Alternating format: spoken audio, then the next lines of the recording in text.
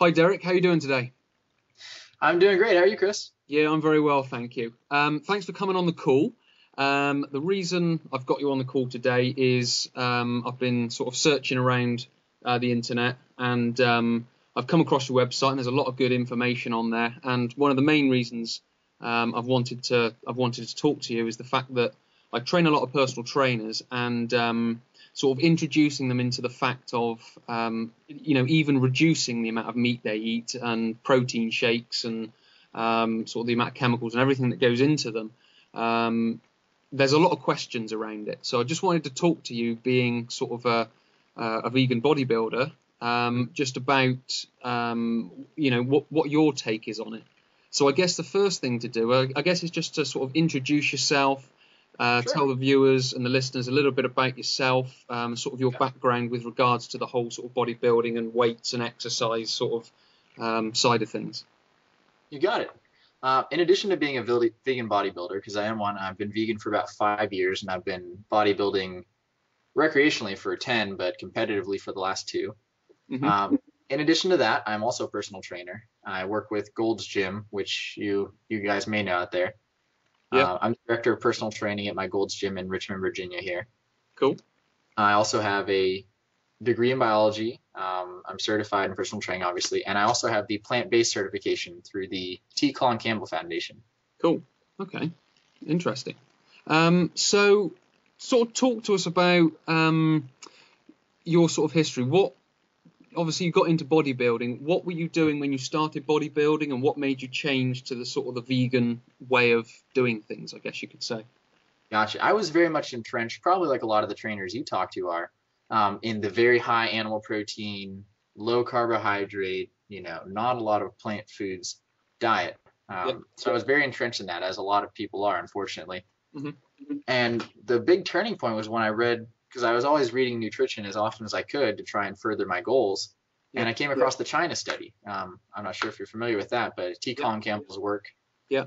really big nutrition research study, and I had never heard any of those things before. How animal proteins can promote cancer, animal proteins promote heart disease, Yeah. and different population studies, how different parts of the world, depending on how much animal products they eat, they have different disease rates. Sure. So I decided to do a test with myself after reading that.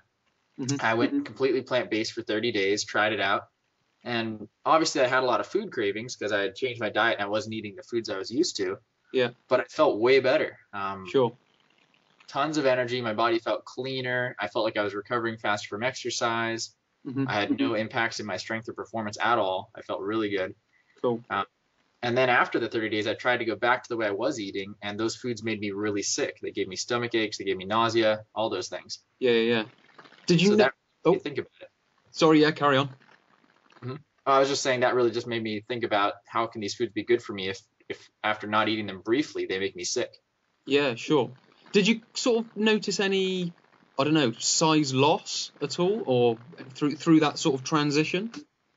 A little bit, and I hear this a lot from my clients too. They're concerned, oh, I'm going to lose muscle. But what you have to look at is the composition of your diet.